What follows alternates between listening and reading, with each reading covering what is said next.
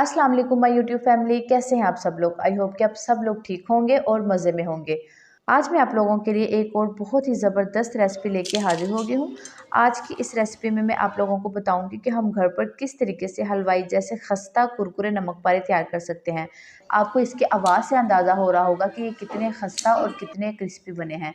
और जितने ये खाने में मज़े के लगते हैं ना, उससे कई गुना ज़्यादा ये बनाने में आसान है। तो इसीलिए आज की इस रेसिपी में मैं आप लोगों के साथ वो तमाम टिप्स शेयर करूंगी जिनको अगर आप सही से फॉलो करेंगे तो आपके नमक पारे पहली ही बार में बिल्कुल परफेक्ट बन के रेडी होंगे। तो इसलिए आपने वीडियो को कहीं भी स्किप नहीं करना, फुल एंड तक वॉच करना है। तो चलिए फिर जल्दी से इसकी रेसिपी को बनाना हम स्टार्ट कर लेते हैं। बिस्मिल्लाहिर्रहमानिर्रहीम। तो नमक पारे बनाने के लिए सबसे पहले हम एक बाउल में 2 कप मैदे के शामिल कर देंगे और मैदे को मैंने अच्छे तरीके से छान लिया था, ठीक है। देन उसके बाद हम इसमें हाफ टी स्पून जीरा शामिल कर देंगे और इसे हथेलियों की मदद से हम अच्छे से क्रश करके ऐड करेंगे। अच्छा, यहाँ पे मैंने इसमें जीरा ऐड किया है, लेकिन अगर आप चाहें तो आप इसमें जीरे की जगह अजवाइन भी शामिल कर सकते हैं, ठीक है। देन उसके बाद हाफ टी स्पून ही हम इसमें नमक का शामिल कर देंगे और 1/4 कप हम इसमें घी का शामिल करेंगे। घी को मैंने अच्छे से मेल्ट कर लिया था। देन उसके बाद मैं इसमें ऐड कर रही हूँ। अच्छा, अब यहाँ पे देखें, बहुत ही इंपॉर्टेंट स्टेप है ये। यहाँ पे मैंने हाफ कप पानी का लिया है, लेकिन हम इसमें एकदम से सारा ऐड नहीं करेंगे, ठीक है। थोड़ा थोड़ा हम करके इसमें ऐड करेंगे और साथ साथ हाथों की मदद से हम आटे को और घी को अच्छे तरीके से मिक्स कर लेंगे, यकजान कर लेंगे, ताकि जो हमने इसमें घी शामिल किया है ना, वो सारे आटे में अच्छे तरीके से मिक्स हो जाए। अगर आप ये वाला स्टेप अच्छे से फॉलो करेंगे तो आपके जो नमक पारे हैं वो बहुत ही खस्ता और क्रिस्पी बनेंगे। ये देखें, पूरा हाफ कप पानी इसमें मैंने ऐड कर दिया है। अब हम मज़ीद इसे 3 से 4 मिनट के लिए अच्छे से गूंद लेंगे। तो हाथों को आप हल्का हल्का इस तरीके से पानी लगाएं और इसे अच्छे तरीके से गूंद लें। जितनी डो हमारी अच्छी होगी ना, उतने अच्छे हमारे नमक पारे बन के तैयार होंगे। तो ये देखिए, बहुत ही सख्त डो मैंने तैयार कर ली है। अब हम इसे 10 मिनट के लिए रेस्ट देंगे ताकि डो हमारी अच्छे से सेट हो जाए। तो 10 मिनट के बाद मज़ीद हम इसे पंच लगाएंगे और इसे सेट कर लेंगे। अब हम इस डो को 2 पोर्शन में डिवाइड कर लेंगे। आप चाहें तो इसे 2 पोर्शन में डिवाइड कर लें या फिर आप चाहें तो आप इसे 3 पोर्शन में डिवाइड कर लें, ठीक है। और इस तरीके से हम इसके 2 पेड़े बना लेंगे और इस पेड़े को हम साइडों से इस तरीके से प्रेस करते जाएंगे। ऐसा करने से ये होगा कि जब हम इसकी डो को बेलेंगे ना, तो इसके किनारे फटेंगे नहीं, ठीक है। देन उसके बाद हम इसके ऊपर मैदा डस्ट करेंगे और इससे हम बेल लेंगे। अब बेलने के टाइम पे आपने इस बात का ध्यान रखना है कि आपने रोटी को बिल्कुल इक्वल बेलना है, ठीक है। कहीं से पतली और कहीं से मोटी नहीं बेलनी और बिल्कुल बारीक बेलनी है।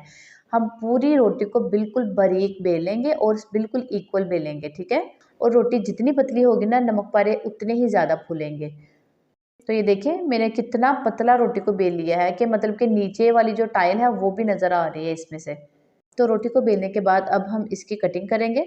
तो पहले बिल्कुल सीधी लाइन में हम इसे कट करेंगे, ये देखें इस तरीके से। देन उसके बाद हम अपने हाथ को थोड़ा सा मोड़ लेंगे और इस तरीके से हम इस पे लाइनें लगाएंगे।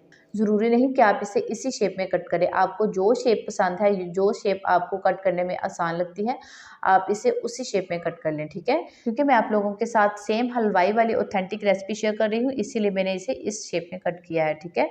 और ये दिखने में बहुत ज़्यादा प्यारी लगती है। ठीक, मैंने अच्छे से इसे कट कर लिया है। अब इसे आप चाहें तो छुरी की मदद से अलग कर लें या फिर आप चाहें तो इस तरह के स्क्रैपर के साथ भी इसे अलग कर सकते हैं। ये देखिए इस तरीके से। तो नमक पारे हमारे फ्राई होने के लिए बिल्कुल रेडी हैं। अब हम इसे फ्राई करेंगे। तो घी को मैंने अच्छे तरीके से मीडियम फ्लेम पे गर्म कर लिया है। तो पहले हम इसे टेस्ट कर लेते हैं। तो ये देखिए, मैंने जैसे ही इसमें नमक पारा ऐड किया है तो ये एकदम से फ्लोट होकर ऊपर आया है। इसका मतलब है कि घी हमारा बिल्कुल परफेक्ट रेडी है। तो अब हम इसमें नमक पारे ऐड कर देंगे और इसको हम फ्राई कर लेंगे। अब यहाँ पे मैंने इसे फ्राई करने के लिए घी का इस्तेमाल किया है, लेकिन अगर आप चाहें तो आप इसे ऑयल में भी फ्राई कर सकते हैं। और साथ साथ हम इसकी साइडों को भी चेंज करते जाएंगे ताकि दोनों साइडों पे इक्वल कलर आए। अच्छा, अब यहाँ पे जब आपने इसे फ्राई करना है तो आपने इसे ज़्यादा डार्क नहीं करना, क्योंकि ये जब हम इसे निकाल लेते हैं ना फ्राई करने के बाद, तो इसका कलर ऑटोमेटिकली और ज़्यादा डार्क होता रहता है। तो इसलिए बिल्कुल लाइट कलर आने तक हम इसे फ्राई कर लेंगे। अगर आप इसे ज़्यादा फ्राई कर लेंगे ना, तो इसका बहुत ज़्यादा डार्क कलर आ जाएगा और खाने में भी उसका टेस्ट अजीब लगेगा। तो इसलिए बिल्कुल लाइट कलर आने तक हम इसे फ्राई कर लेंगे। तो ये देखें कितना खूबसूरत सा कलर आ चुका है। तो इससे ज़्यादा हम मज़ीद इसे कुक नहीं करेंगे। अब हम इसे फ़ौरी से निकाल लेंगे और इसी तरीके से हम बाकी के नमक पारे को भी रेडी कर लेंगे। तो लीजिए, हमारे बहुत ही खस्ता कुरकुरे हलवाई जैसे नमक पारे बन के रेडी हो चुके हैं। तो बहुत ही सादा और आसान सी ये रेसिपी है और मिनटों में बन के रेडी हो जाती है। इसके लिए कोई ज़्यादा हमें मेहनत नहीं करनी पड़ती, कोई ज़्यादा हमें सामान मार्केट से नहीं लाना पड़ता। सिंपल और सादा से इंग्रेडिएंट्स हैं जो हमारे किचन में हर वक़्त मौजूद होते हैं। सिर्फ 2 कप मैदे से हमने इतने ज़्यादा सारे नमक पारे रेडी किए हैं। अगर आप स्टोर करना चाहते हैं तो आप इसे किसी भी एयर टाइट कंटेनर में पूरे 1 महीने के लिए इसे स्टोर भी कर सकते हैं। तो ये देखिए, आप इसकी आवाज़ से अंदाज़ा लगाएँ कि ये कितने खस्ता और कितने क्रिस्पी बने हैं। आप इसे बनाएँ, अपने बच्चों के साथ इसे एंजॉय करें, आपको इंशाल्लाह बहुत ही ज़्यादा पसंद आएगी। बस जो बातें मैंने आप लोगों के साथ शेयर की हैं, आप उन्हें अच्छे से फ़ॉलो करें तो इंशाल्लाह आपके नमक पारे भी इसी तरीके से खस्ता और कुरकुरे बन के रेडी होंगे। तो आप इन क्रिस्पी और खस्ता नमक पारों को शाम की चाय के साथ भी एंजॉय कर सकते हैं।